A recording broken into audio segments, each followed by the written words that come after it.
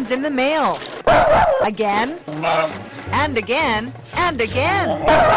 232 letters that came to him. Tonight, what only Marketplace will tell you about a Reader's Digest contest. Grand prize winner? Seems to confuse a lot of folks. Should we find out what's in here? Sure. All right. Some spend thousands trying to win. You were buying things that you couldn't even use. Yeah. Find out what you might not know about this company. The Reader's Digest, I expected better of them. And, ready, aim, busted. Hey, Wendy Mesley with a weighty topic. I kind of would like to get rid of that 40 pounds. There's no other way to say it. We're talking poop. And putting this pitch to the test. Are you rotting inside? Canada's most watched consumer show, Marketplace, starts now.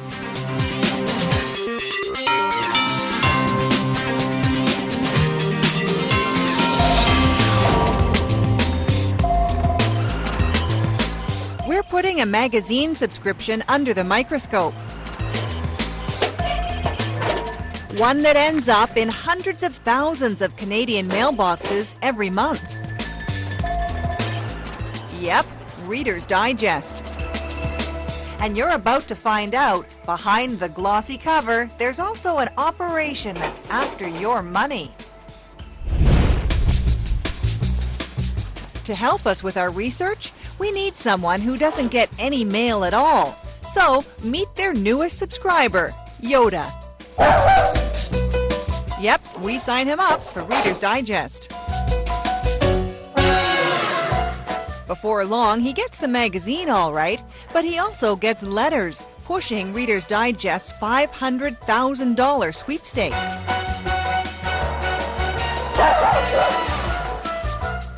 And this is strange. Even though Yoda's just signed up, they call him a loyal customer with elite privileges. And that's not all. He gets an offer to buy CDs. And turns out, Yoda's not the only one getting these pitches.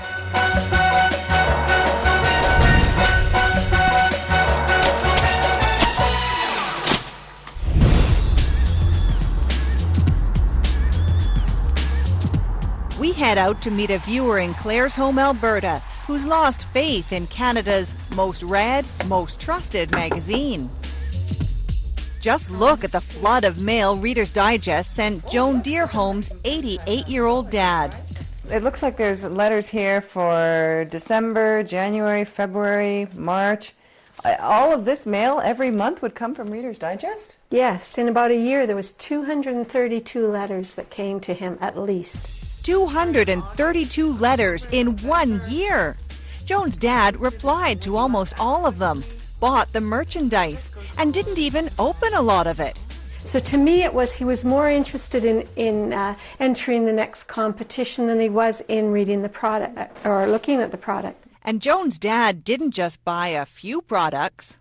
Should we open it? Sure. In 1 year, he bought $7,000 worth. What is it? 4 books in one. Condensed books. I could expect this from maybe a con artist, but here's the Reader's Digest. You know, if it was a bunch of criminals working offshore or whatever, I could see that. But the Reader's Digest, I expected better of them. Turns out, Reader's Digest is also one of the leading direct marketing companies in Canada. So, are those sweepstake offers really just a tactic to help push all these products? Now, you don't actually have to buy to win, and Reader's Digest does award prizes. But Joan's dad, Russell Quantz, he says their letters made him think he had to buy to increase his odds of winning. So did you really think one day they were going to send you a letter and say you're the winner? Oh, yes. Yeah. In their letters, they always commented on this. They made me believe that I was, getting near the end and the finale is there and I'm going to get a big prize and so forth. So they kind of fooled me. And Russell's not alone. A lot of our viewers say they've been confused too and sent us their mail. Just look at it. Language like important, do not delay opening, urgent reply requested. And the letters inside? They mention things like a rewards confirmation certificate and say, this is what your local paper could look like. Great news from Alberta. RM Quants has been named winner.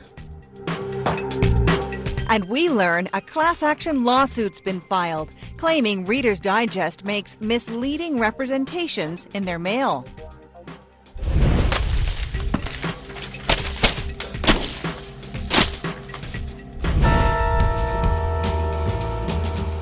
We head south of the border to Seattle, Washington, where they know all about this confusing marketing.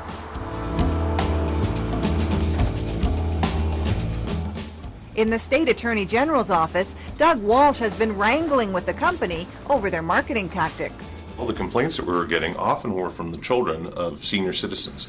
And they'd call saying, Grandpa just cannot get off of these sweepstakes offers. He thinks he's about to win. This is ridiculous because he's buying way too much stuff he can't use, and he's spending thousands of dollars he doesn't have. Walsh and lawmakers in 31 other states won their showdown, forced the magazine to pay $6 million to people who fell for their tactics.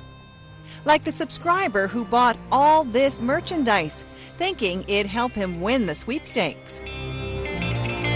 I show Walsh some of the mail Reader's Digest sends out in Canada, and he says some of it would not be allowed in a U.S. mailbox. They spend a lot of time saying you're a preferred customer. Because you've bought merchandise, you're in a preferred position. You have a better chance of winning. That's totally inconsistent with you don't have to buy to win. Walsh says there are big problems with the mail Reader's Digest sends to Canadians, starting with the sweepstakes rules, loads of fine print. In the U.S., that's outlawed. Their mailings have to look like this, large print on something called a sweepstakes fact box. It's a separate piece of paper that spells out, buying won't help you win. We thought that you need to make it at least as large as the marketing stuff. They want you to read the marketing stuff. They should want you to read the truth. How much bigger are the American words? Time for a test.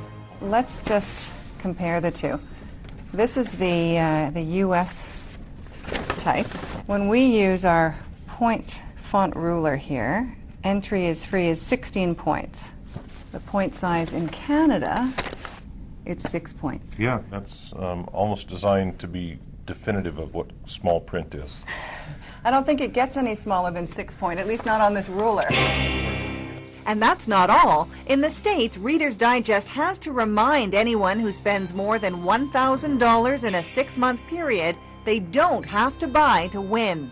In Canada, no such rule. And then there are these authentic-looking checks Reader's Digest sends. Walsh says they help people imagine what it'd be like to win the big prize. In the U.S., that's outlawed. Phony checks like this must say this is not a check. Do you think somebody might actually think that something this big is a check? Well, we're talking about mailing to 10,000 people. You only need a few hundred to think that this is either a check or very close to being a check to create lots of marketing activity back in the other direction. And it seems the American crackdowns had an impact on the company's bottom line. Check out this recent annual report from the American Reader's Digest.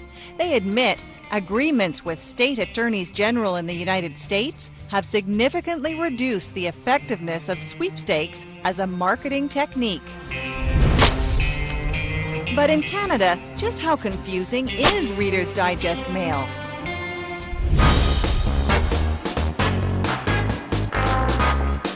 To find out, I'm going on prize patrol, getting older folks to scrutinize those letters.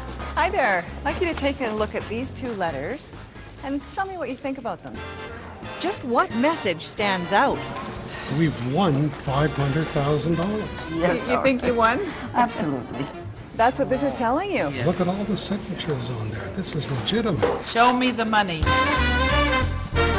But can they read the fine print? You can't read I this? would never read that. You never. wouldn't? No. Why? It's too small. Why do you think the rules are so small? So that nobody will read them. I'm sure it's legitimate, but it's It's not fair to senior citizens. Let's take a look at the font size there. This is a font ruler. It's the very smallest point size they have on this ruler, 6-point type. No, that's not 6 fair. points. Not fair. It's not fair. Not fair. And those phony checks Reader's Digest sends Canadians. The only $500,000 we have for you is this check, and it's made out of cardboard. That's okay. You'll take it? I'll take it. I'll frame it.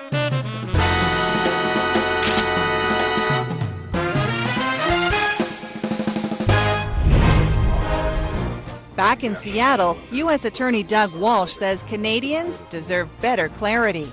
And we don't have this in Canada. Do you think we need it? I think you need a version of it. If the rules and the marketing are creating confusion, then you should have a clear description of what's going on. In Claresholm, Alberta, Russell Quantz gave up on the Reader's Digest sweepstakes, couldn't pay the bills. So he wrote them a letter, actually apologizing for not being able to play anymore. My age is 88 years. I am compelled to discontinue in your contest. Sorry about this. I didn't realize I ordered so much. And Joan, she's returned most of what her dad bought, got some money back, but she's still fighting for a full refund. So what does Reader's Digest Canada have to say? Well, they send us a letter saying no to our interview request and insist it's all spelled out in their rules. You don't have to buy to win a real check. But we decide to go to their headquarters in Montreal to find out why those rules are easier to read in the U.S. Hi, Erica Johnson from Nice CBC. to meet you. Wondering if we could talk to you just for a few minutes about the Reader's Digest sweepstake rules. It We seems send a lot everything in easier to written. read the rules in the States than in Canada. This is pretty hard to understand, the small print, and I'm just wondering why the difference. Why isn't there the same consumer protection in Canada? I would have to ask you to respect our corporate view that we will not give interview about the sweepstakes. But Doug Walsh tells us the fine print in the official rules, that's not enough. Reader's Digest in Canada says, we tell you you don't have to buy something to win. It's there in the fine print. It's obvious. It is in the fine print, but nobody's reading the fine print. They're reading the glorious text that is marketing to them the prospect of becoming wealthy. And that's what people are focused on. And the final chapter in this story? In Canada, the government subsidizes Reader's Digest $2 million a year to help cover the cost of mailing the magazine. But it also helps this most trusted magazine push their products to any subscriber who signs up. For more of what only Marketplace will tell you, see our tip sheet at cbc.ca/marketplace.